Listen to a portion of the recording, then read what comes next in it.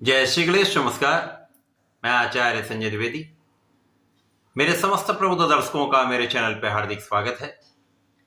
प्रिय दर्शकों, आज मैं वृषभ राशि का दिसंबर माह का मासिक राशिफल लेकर आपके सम्मुख उपस्थित हूं।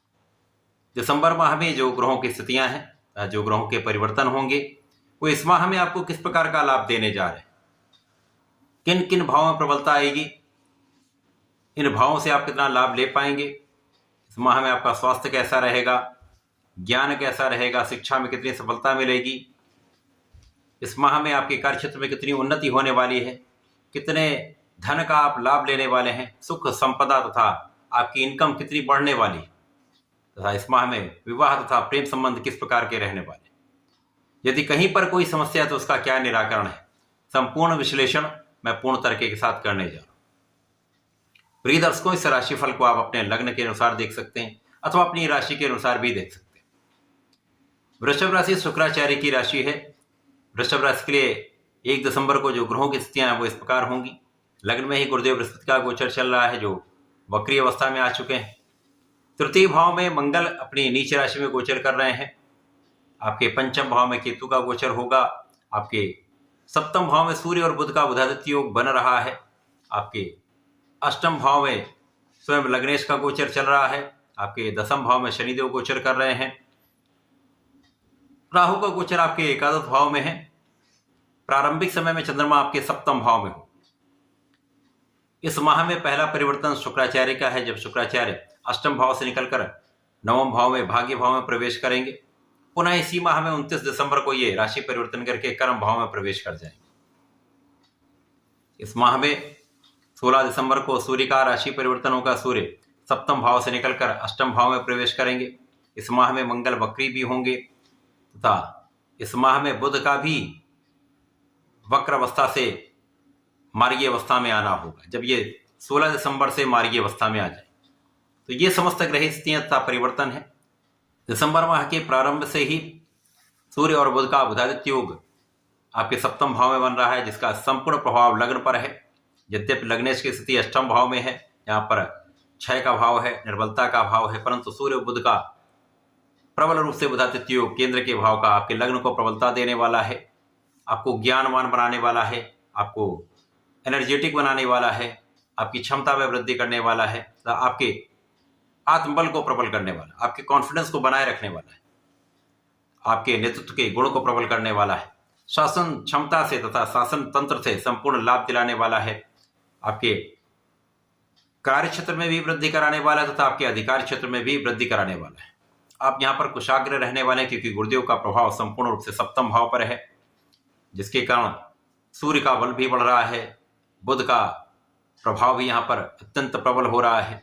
इस पूरे समय में आप कुशाग्र रहेंगे, आप शासन सत्ता के गुण में अत्यंत प्रबल रहेंगे, आपकी नेतृत्व की क्षमता कई गुना बढ़ जाएगी तथा इस समय में लग्न की जो निर्बलता है वो भी कम से कम रहने वाली। मौसम के कुछ रोग हो सकते हैं अथवा बाहर के खाने से कुछ समस्याएं हो सकती हैं। यहाँ पर यदि आप अपने व्यसनों पर नियंत्रण कर लेते हैं तो कहीं कोई बड़ी समस्या यहाँ पर नहीं, क्योंकि यहाँ पर विशेष रूप से धन का आगमन आपके पास होगा। वाणी की चतुरता से, बुद्धि के बल से, आपके ज्ञान से, आपके धैर्य से, आपके संयम से, आपकी प्लानिंग से आप अपने कार्य क्षेत्र में संपूर्ण रूप से सफल रहने वाले हैं, क्योंकि इस समय में आपके ज्ञान के भाव को प्रबलता प्राप्त हो रही है। इस माह में निश्चित रूप से जो विद्यार्थीगण है उनका रिजल्ट बहुत अच्छा आने वाला है, वो अपने शिक्षा में सफल रहने वाले। इसी प्रकार से जो लोग प्रतियोगिता परीक्षा की तैयारी कर रहे हैं, सरकारी नौकरी के लिए प्रयासरत हैं, उनको सरकारी नौकरी का लाभ यहाँ पर प्राप्त हो सकता है। सरकारी नौकरी का योग प्रबल हो रहा है। इसी प्रकार से जो लोग नई नौकरी चाह रहे हैं अथवा नए अवसर के लिए प्रयासरत हैं, उनको अवसरों की प्राप्ति होने वाली, नए अवसर तथा अच्छे अवसर आपको प्राप्त होने वाले।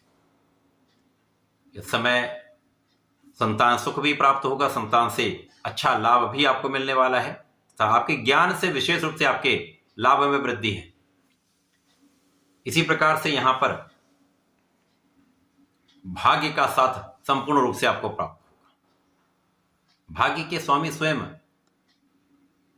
कर्म भाव में गोचर कर रहे हैं, जो अत्यंत प्रबल अवस्था में, शश नामक महाराज योग में। तो ये अत्यंत प्रबल स्थिति, यहाँ पर आपका व्यय भी कम होगा, आपका भाग्य भी साथ देगा तथा आप यहाँ पर संपूर्ण रूप से अपने कार्यक्षेत्र में सफलता की प्राप्ति करने वाले। सभी लोगों का सहयोग आपको मिलेगा। उच्चाधिकारी हो अथवा आपके सहकर्मी हो अथवा व्यापार में आपके साथ काम करने वाले लोग हों या जिनके साथ आप कार्य करते हैं अथवा आपके प्रोफेशन में नए नए अवसर आपको प्राप्त हो सकते हैं, बड़े कॉन्ट्रैक्ट की प्राप्ति हो सकती है। तो संपूर्ण रूप से ये लाभ वृद्धि का, इनकम में वृद्धि का तथा आपके धन वृद्धि का समय है। इस समय में आप संपूर्ण रूप से बलवान स्थिति में रहेंगे। प्रारंभिक समय में जब तक शुक्राचार्य 2 दिसंबर तक आपके अष्टम भाव में है तब तक ही कुछ समस्या है। उसके पश्चात जब ये भाग्य भाव में गोचर करेंगे तो आपकी स्थिति अत्यंत प्रबल हो जाएगी। संपूर्ण लाभ इस माह का आप प्राप्त कर पाएंगे। निश्चित रूप से इस समय धन वृद्धि के कारण आप अपने सुखों को बढ़ाने वाले हैं। सुख संपदा का योग प्रबल होगा। भूमि भवन वाहन का संपूर्ण लाभ आपको प्राप्त होगा। लोगों का संपूर्ण सहयोग आपको मिलेगा। आपका अवरुद्ध धन प्राप्त हो सकता है अथवा आपके इन्वेस्टमेंट से एक अच्छा लाभ आपको मिल सकता है। कार्य क्षेत्र का विस्तार निश्चित रूप से होगा। नए नए अवसरों की वृद्धि से आपके लिए एक सकारात्मकता आपके जीवन में आने वाली है।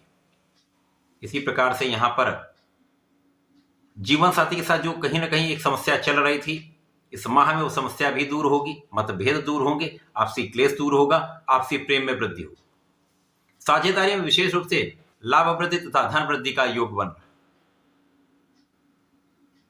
भाग्य इस माह में अत्यंत प्रबल रहेगा। कर्म क्षेत्र विशेष रूप से प्रभावी रहने वाला है तथा इस समय में आपकी इनकम में कई गुना वृद्धि होगी। जो लोग राजनीति से संबंध रखते हैं उनके लिए विशेष अवसर है। जब आपकी लग्न की प्रबलता से, जब शुक्राचार्य भाग्य भाव में होंगे, सूर्यदेव और बुध का संपूर्ण प्रभाव आपके लग्न पर होगा और शनिदेव का प्रभाव आपके चतुर्थ तथा दसम भाव पर, सूर्य और बुध पर होगा। ये विशेष योग है। जब आपका कूटनीतिक भाव भी अत्यंत प्रबल होगा तो राजनीति में संपूर्ण सफलता का अवसर आपको मिलेगा। क्योंकि राहु आपके यहां पर है, राहु का प्रभाव भी आपके सप्तम भाव पर है। क्योंकि राहु और सूर्य का जब भी योग बनता है तो यहां पर कुछ ग्रहण का प्रभाव होता है कुछ समय के लिए, क्योंकि सूर्य राजा है। सर्वाधिक लाभ भी यहां पर मिलता है क्योंकि इस समय बुद्धि और नेतृत्व के स्वामी पर राहु का प्रभाव जो आपको कूटनीतिक रूप से प्रबल कर देगा। केवल ध्यान कहां रखना है, जब भी बोले विचार करके बोले। जब भी कोई निर्णय होगा तो वहां पर बहुत विमर्श करके आप कार्य करें। किसी प्रकार का कोई दुष्प्रभाव आपको प्राप्त नहीं होगा क्योंकि गुरु का प्रभाव आपके अंदर है। धैर्य भी होगा, संयम भी होगा, सोच विचार कर बात करेंगे, ज्ञान का उपयोग कर लेंगे तो इस समय में किसी प्रकार का कष्ट का योग नहीं।